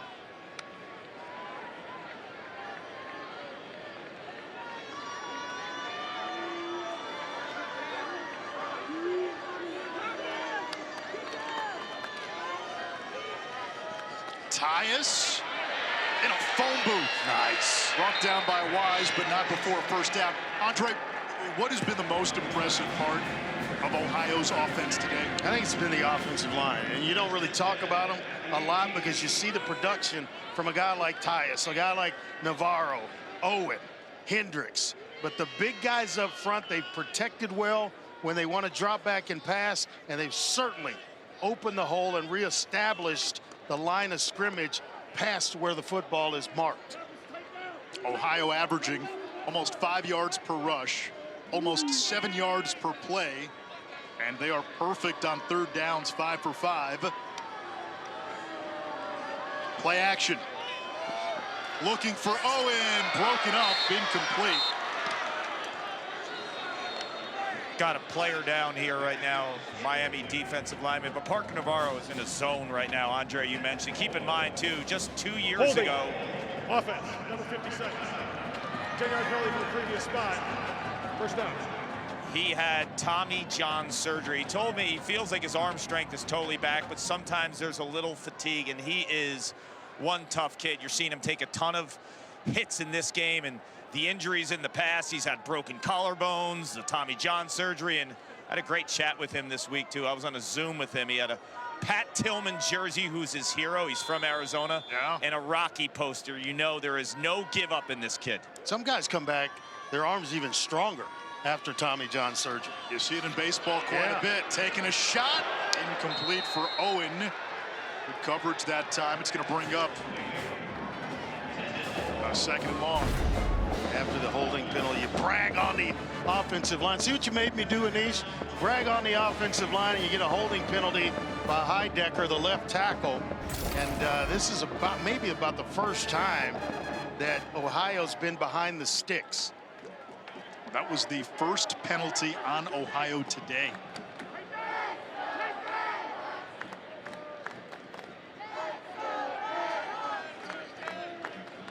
Tyus at 95 yards rushing. Navarro's run for 55. Quarterback draw. Navarro serpents to the outside. Flag comes in at the end. And maybe another hold. Yeah, it's getting ever so close to the first punt by Ohio if they keep up this.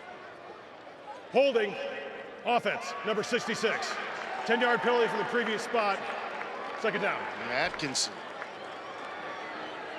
6th-year senior, 2-year starter. He's a steady player, is the way that this coaching staff describes him. A handful of jersey. Once a guy changes direction, the ball carrier, it is tough not to grab and hold one of those big offensive linemen. You just kind of feel where you want to take him.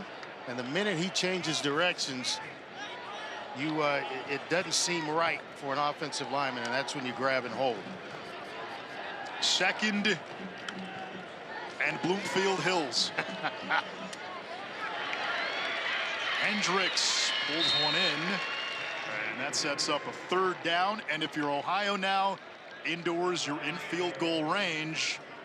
You don't want to do anything to give the ball back and give momentum to Miami. No. I'd expect something close to the vest. We've seen them pick up 3rd and long, but certainly not 3rd and 21. So you want to make sure that you don't give up enough and you still make this somewhat of an uncomfortable field goal attempt. 5 for 5 on 3rd down today. Navarro in trouble and pulled down back at the 35 by Ty Wise. That's a big sack. And now this field goal attempt will be a 50-plus yarder for Spedick. What did Coach Martin tell us about Ty Wise? He's an excellent, a dynamic pass rusher, and they love getting him in those types of situations. He's quick off the ball. He's able to make his way to Navarro. Spedick from 50-plus in his career, 0 for 3, 0 for 1 this season. This is from 52. It would be a career long by 6 yards. Kicking indoors. Winning. Nailed it. Even when things go wrong for Ohio, they somehow go right. Ohio adding 3 points, up 31-3 when we come back.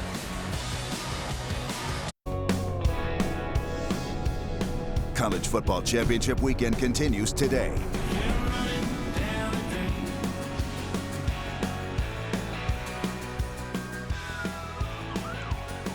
SEC and ACC championships later today. Georgia Dogs on the bus, getting ready for Texas in Atlanta.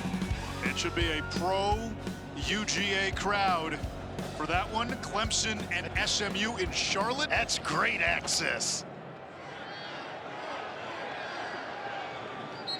Arizona State on its way. What a season for the Sun Devils and Kenny Dillingham. They're up big on Iowa State with a chance to go to the playoff with a win. That team was picked to finish last in the Big 12. Just opened up a can on Iowa State. Kenny Dillingham certainly at the top of most lists for National Coach of the Year. Miami can't find a spark. Mosey tripped up by Adonis Williams for a loss. Keep in mind, this is the best rush defense in the entire MAC. Just allowing 97 yards and nowhere for Mosey today to find any type of light or running room. Quick throw to Mosey. And what's most impressive, their defensive coordinator from last year, Spence Nowitzki, left for Memphis in the offseason. They had an exodus of players from a very good defense on a 10-win team a year ago. This Ohio team lost 5 starters after spring ball. Yeah. And the way they have retooled and reshaped this defense, some guys coming back, others they found in the portal, it has been most impressive. And it's important to Ohio to find guys that have played a lot of snaps. Gabbert gets crunched and almost intercepted by Roman Perotti. Braylon Henderson, the redshirt junior from Dan Marino's alma mater, Central Catholic High in Pittsburgh, with the pressure. Would have been Perotti's second interception of the year. Not sure what Gabbert was looking at. He actually likely got blinded by a rusher, Henderson, right in his face. I'm telling you what, defensively, Ohio has impressed. They've impressed on both sides of the ball and as well in special teams, all 3 phases. Complete domination since the first Miami drive. Owen knocked backwards on the return. 48-yard kick by Bevelheimer. Ohio's played in 6 MAC championship games, looking for their first win in this game. In 06 and 09, they lose to Central Michigan, and Dan Lefevre, the great Chippewas quarterback, 2011, had a 20-0 halftime lead before losing on a last-second field goal against NIU. More recently, losing close in 2016 to Western Michigan, falling short by 10 2 years ago to Toledo. Leaving little doubt this afternoon in Detroit. Battle of the Bricks, rivalry game as Tyus plunges ahead and drags a defender, Caldwell, for a gain of about 7. You know, he is impressive in terms of what he's able to do with that big frame. He's 6'1", 225 pounds, patient runner. But there, he shows you as well, he can stick his foot in the ground and get vertical in a hurry. And Tyus over 100 yards rushing for the 3rd straight game. 5th time this season. The transfer from Northwestern. Navarro will keep it.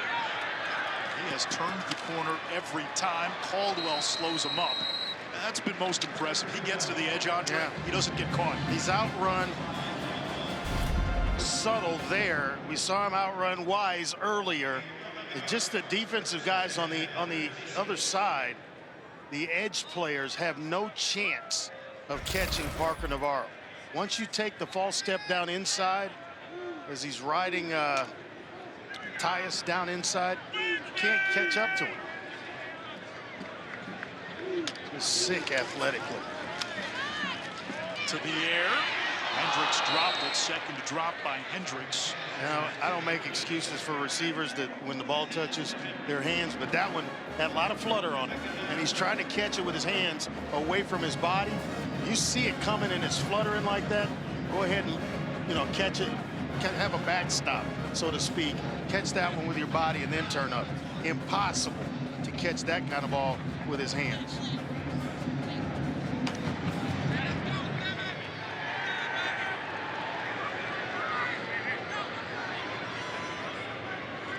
Waiting on the play clock. Game clock is stopped. Low snap. Quick slant. Broken up. Silas Walters. Walters and Strader, both amongst the national leaders in passes defended. In fact, Strader leading the country in that department. Walters 7th. A solid play for an offensive injury by Silas Walters. Got one of the Ohio players down. It's the right tackle, Jacob Dennison, who missed 4 games this year mid-season.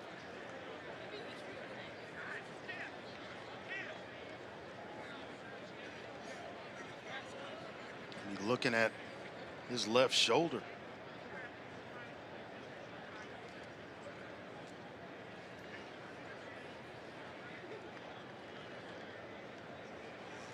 Yeah, I told you that a couple of weeks ago we were in San Antonio and I had breakfast with my high school coach, and he just believed that you never lay on the field.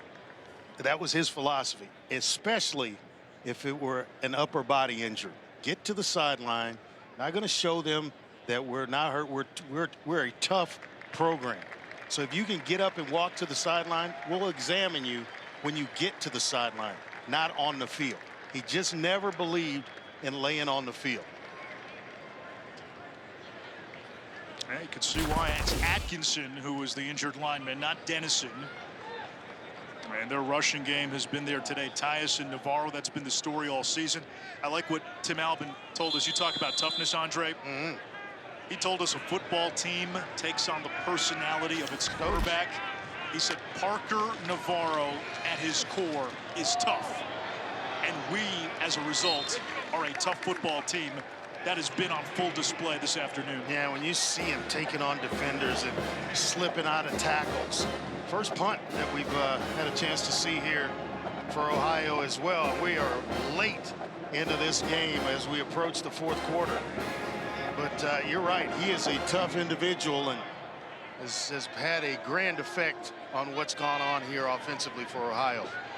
Jack Wilson on to punt for the first time. 24-year-old Australian out of the now famous Pro Kick Academy gets it away. Fair catch called for and made by Cade McDonald.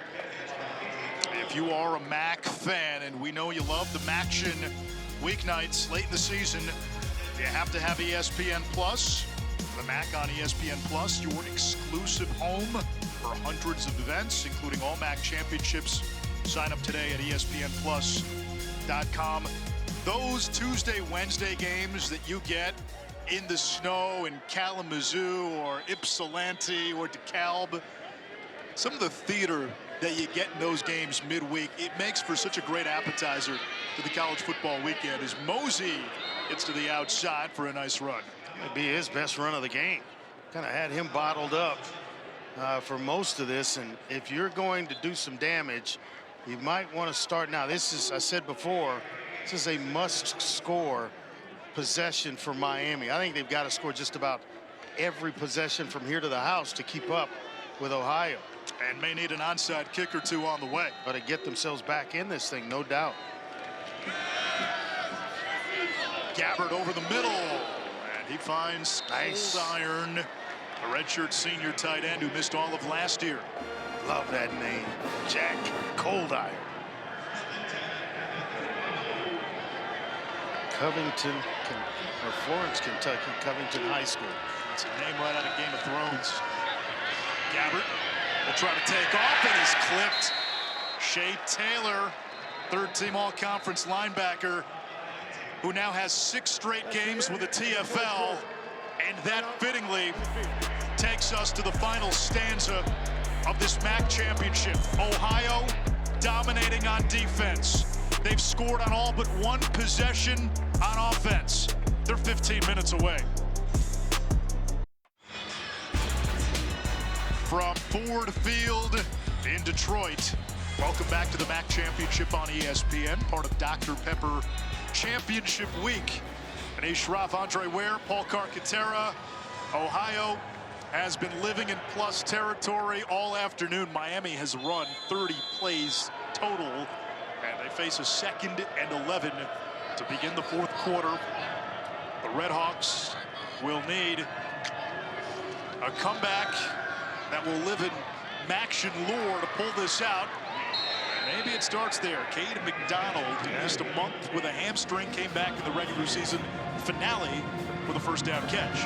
Yeah, close to 50 catches, close to 600 yards on those and 3 touchdowns. I said earlier, all 3 guys, Tracy, Virgil, and McDonald, have to get involved in this passing game to give Miami a chance to come back.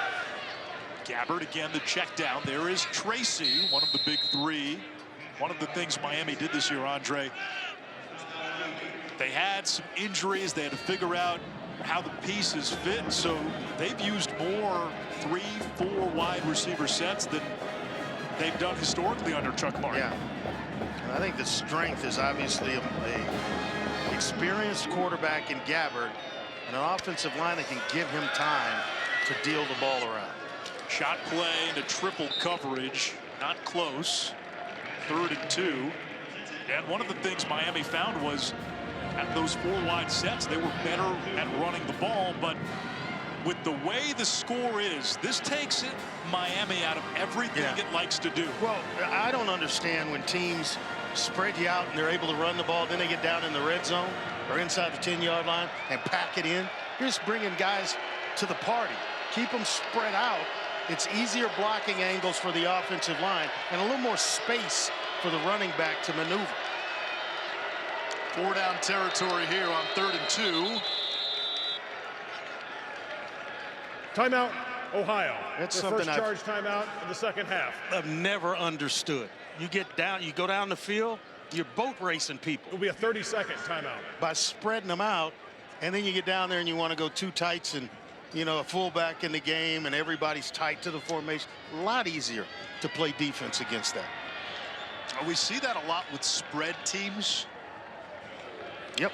You get and then they do it from the shotgun. The 20, you really want to drive me crazy. Tighten it down and then go to the shotgun out of it. I would have loved your reaction for the overtimes in the Georgia Tech game. Out of the shotgun. Oh, I was 3-yard line. I was throwing stuff. 2-point conversions. I was throwing stuff all around the room when that was going on.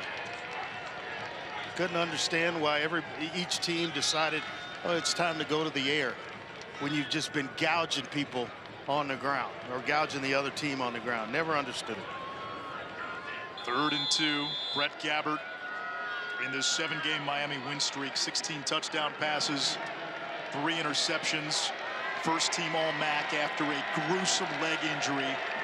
Ended his season last October against Toledo. He feared he would never walk normally, let alone play football. And this has been a redemption song in 2024 for Gabbert. Ohio's showing a blitz here, and here they come. Gabbert will step up. He's flushed. That ball tipped, incomplete.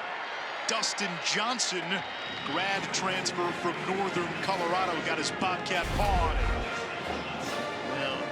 John Hauser, their defensive coordinator, told us he's played over 2,000 snaps of his college career. I don't know how accurate that is, but he's played a lot of football. Experience on the back end. Grad student out of Northern Colorado. He had a heck of a play there. He's battled through some injuries, and now Miami, who's only gone for it 8 times on 4th down, and taking a long time to get settled. Play clock already down to 2, down to 1, and they're going to have to burn a timeout. Timeout, Miami. Their Gabbert first charge shaking timeout his of the head, half.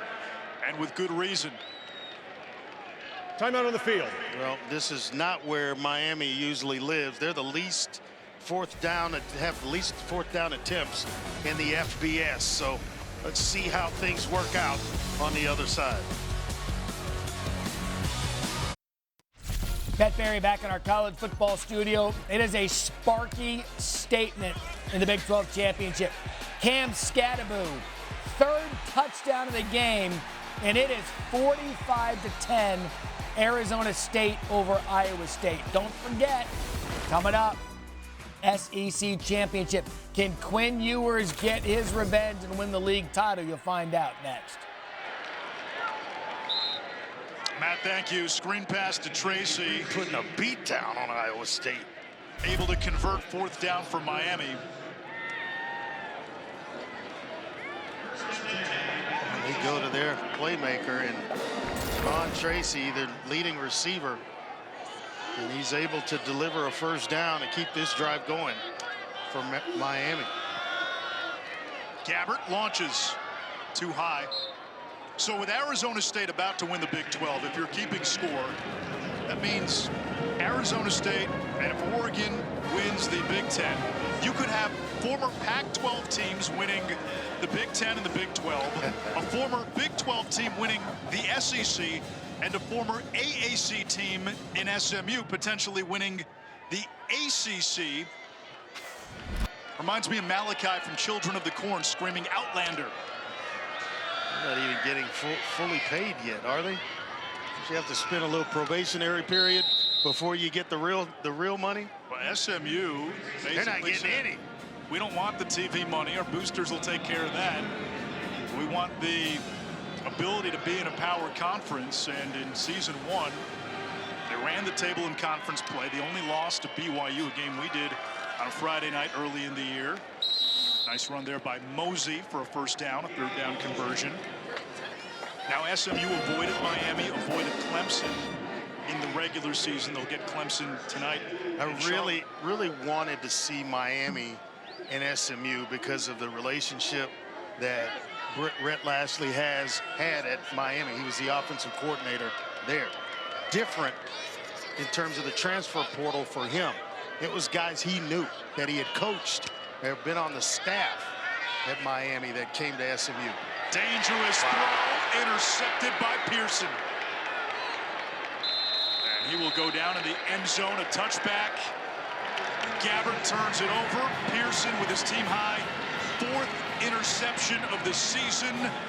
15 career picks between junior college and Ohio.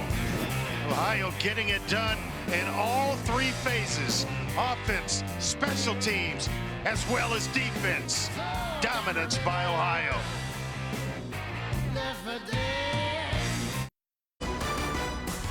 The MAC Championship is brought to you by the Wells Fargo Active Cash Credit Card. Be a 2%er. Earn unlimited 2% cash rewards on purchases. Terms apply.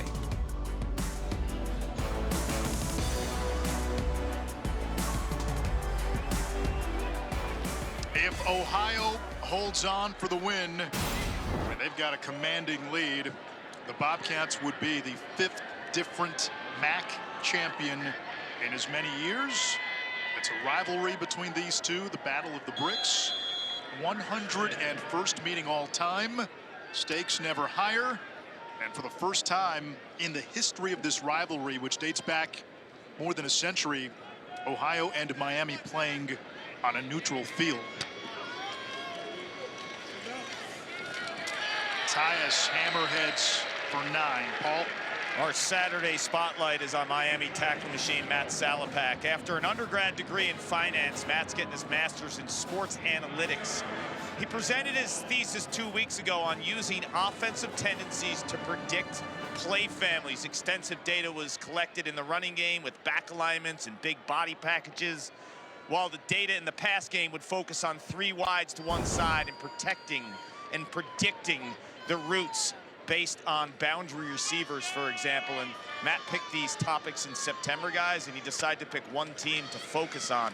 That one team, well, you guessed it, it was Ohio U, because of the consistent variables in scheme over the last 5 years. He told me he knew a lot about this staff. The staff was consistent on the other side, and after his playing days, he told me he could see himself using his finance degree and sports analytics background working in an NFL front office or a scouting department. And after spending some time with him, he would be a home run hire. Talk about a junkie of a linebacker type player. He watches 16 to 20 hours of film a week, and that's the kind of guy you want in your scouting department, Andre. No doubt about it. I mean, that's where the game's gone. It's analytics. And you can find the tendencies of teams and identify where the ball's going, when they're going to do certain things. Certainly an advantage. And very bright, smart young man. And obviously it didn't work out today in terms of all the background knowledge with Ohio just playing unbelievable. But if you look at the body of work and what he's done over the years, 4 straight 100 tackle seasons, and he's been seeing every single offense in this league multiple times, and every coordinator, every coach is glad to see him go. That's a little bit of Peyton Wilson that the Steelers drafted out of North Carolina State.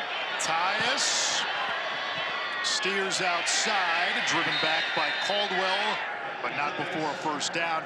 You know, the thing about Salapak, who was Defensive Player of the Year last season, MVP on the defensive side of the MAC championship game last year, his instincts, and Chuck Martin just raved about him being in the right place. I guess they say not a first down. Looked like Tyus had forward progress. 3rd and 1. But they love his instincts. He kind of said he's Luke Kuechly light with his instincts. And you know, Salapak and Gabbert, those are 2 shoes that will not be easy to fill for Miami. Those are dinosaur footprints that are left behind. They go right back to Tyus.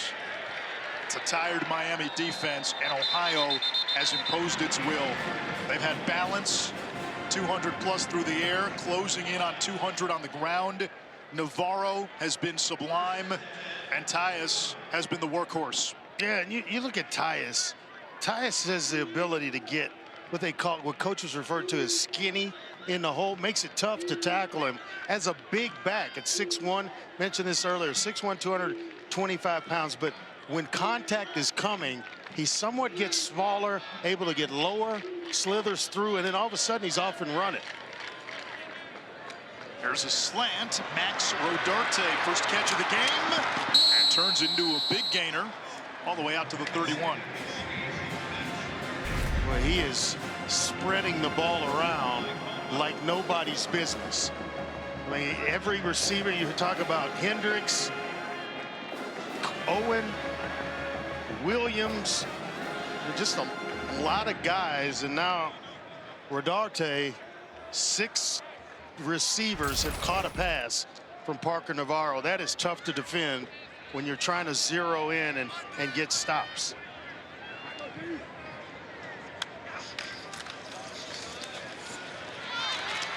Navarro.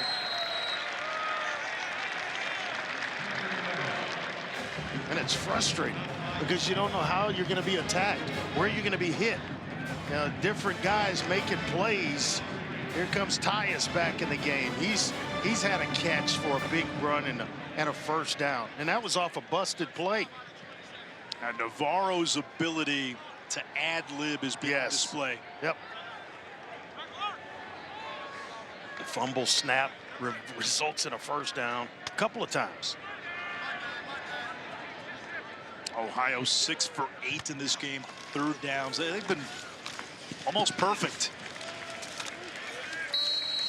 And Tyus looks to have close to another first down. He does. Kind of has that Le'Veon Bell style where he just waits and waits. The blocks set themselves and then boom, explodes through. You hear a lot of offensive linemen talk about blocking for a running back who allows them to set up blocks. Yes. When they say that, what do they mean? Well, they're patient. They don't want guys running into their backs and not allowing them to get leverage on a defender, or especially on the defensive line. So they appreciate it when you're allowed to engage, turn the guy, and now you're through the hole.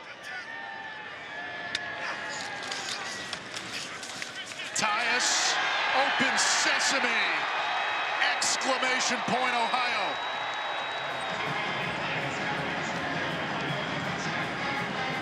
Well, he has basically capped off one heck of a game today. Trey Tyus, their vocal leader on offense. He gets everybody going, and he got himself going in this one early and often. 7 possessions, 1 field goal and a punt, the rest touchdowns. He's a Michigan kid from about 2 hours outside of Detroit. And Andre, you played for the Detroit Lions. You played in this area. For Michigan kids to play on this field. Oh, it's huge. It's huge, big time. You grow up wanting to play in this facility, and to have the type of game that Tyus is having, unbelievable. A memory he'll have forever. AT&T is keeping you connected with our Bracket Insights. Sign up now at ESPN.com for the first ever College Football Playoff Bracket Challenge. Here's how the current rankings would break down the playoff bids, obviously by conference. Does that align, Andre, with what you're thinking? I think so. I think it's designed to obviously have those 2 conferences up top, get 4 teams in, and everybody else has one. You know, like it or not.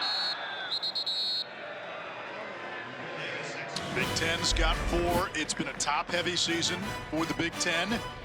The SEC has cannibalized itself in a lot of ways. I think the Big Ten has one legitimate team, and that's Oregon. Everybody else can be had. You know, Ohio State can be had. We saw that last week. Penn State certainly can be had. They are prime and destined to throw up at some point, and Indiana can be had, I think. I think Oregon can be had. They've had some close calls. Ohio State at home, Wisconsin on the road. I don't think anyone's invincible. Now, early in the year, Oregon got a scare not only from Boise State, but from Idaho. I'll throw this one out at you, Andre. Arizona State, big win today against a ranked Iowa State team. I wouldn't sign up for that game to go play Arizona State anywhere.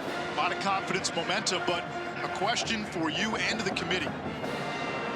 Has Arizona State done enough to potentially jump a Boise State and be a top 4 team and get that first round bye? Strength of schedule, I would say yes. I think that becomes one of the intriguing elements tomorrow. Now, Boise's had an outstanding season. Don't get me wrong, because you put them on the schedule, you got to take them and line them up as they come. But they're getting way too much credit for a loss to Oregon, and a loss, I'm saying a loss to Oregon, than people they're giving credit for. Well, they have 0 top 25 wins, right? Yeah, exactly right. You know, when I think of this, as we see Miami with a nice run up the middle, I thought the committee set a precedent and let us into the way they're thinking. When they said Alabama gets in ahead of Miami and rank them higher, I think if SMU loses today, they have a similar situation as Miami. 0 top 25 wins. Okay, Alabama has 3. So I think if SMU loses, they're in trouble based on the way that this committee is thinking and what they showed us last week with Alabama and Miami. There would be no ACC teams in the college football playoffs. Kevin Davis, third down. Oh, you go back to Boise. They did beat a ranked UNLV team last night. So assuming UNLV stays in the top 25, not a sure thing. They would have 2 wins against UNLV. Other than that, yes, they beat Washington State, a power conference school. They have the close loss to Oregon. Not a ton of meat on that Boise State resume, but part of it is subjective, and it's the eye test. And Andre, we've talked about it as Davis gets to midfield. You watch Ashton Jeanty. I wouldn't want to play Boise State. No, not at all. And you know, that's a team. It's hard to get guys to just kind of come together and you mold a team. Boise State playing well. It'll be hard to beat them. It'll be tough to beat them. And then you got Jeanty to deal with. I'll tell you the team that everyone's probably happy that's not going to be in the field, South Carolina. You talk about a red-hot team down the stretch. They are emptying the cupboard in terms of running backs. And quarterback, Henry Hessen, the backup, is in there. Malinowski on the carry there. We saw Brunson, Davis, obviously Mosey. They like Brunson in short yardage situations. He's got 2 touchdown runs in that role. Let's put a bow on Brett Gabbert's career. Paul mentioned him in the open. This was a guy who was a freshman, a true freshman in 2019. Freshman of the year in the MAC. Hessen scrambles and pulled out of bounds. He wins a league championship in 2019 in that freshman season. 2021 Frisco Bowl MVP, all conference. Then the following season, the injuries start to hit. Shoulder injury, season KO'd after 4 games. Last year, gruesome leg injury. He wasn't sure if he would play football again, let alone walk normally. Comes back this year, finishes his career with numbers that are right up there with some of the best quarterbacks in program history. A Zach Dysert, a Ben Roethlisberger. How do you look at Gabbert's legacy?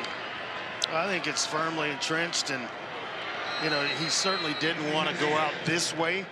38-3 and watching Henry Hessen kind of finish things off to get some experience in a big game for some younger players that may be part of this program, or Hessen may be the starter at least going into next year, the spring, I mean.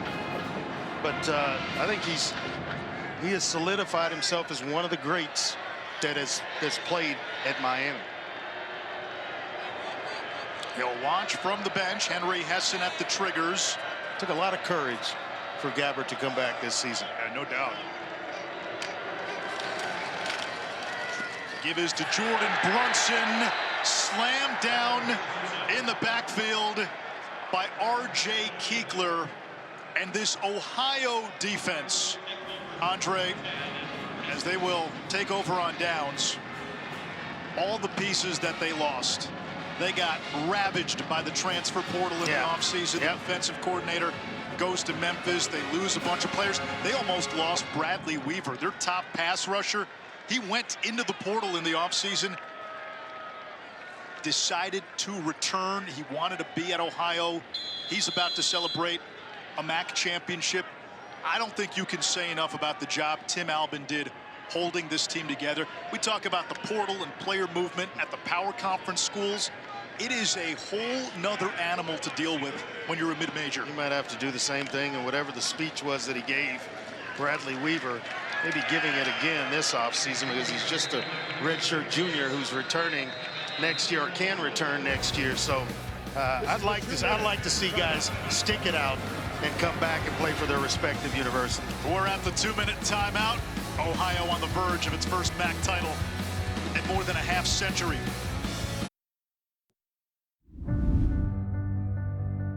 Don't give up. Don't ever give up. And that's what I'm going to try to do. Every minute that I have left, I will thank God for the day and the moment I have. It is V Week, when we partner with the V Foundation to highlight the need for cancer research. This is game-changing research that saves lives, and you can join the fight against cancer by visiting v.org/donate. 100% of the donations go directly to cancer research. Ohio moves the chains, and it'll come down to kneel downs. The Bobcats on the verge of a MAC championship for the first time since 1968. This would be their third straight 10-win season, and they never really left a shred of doubt on the field today.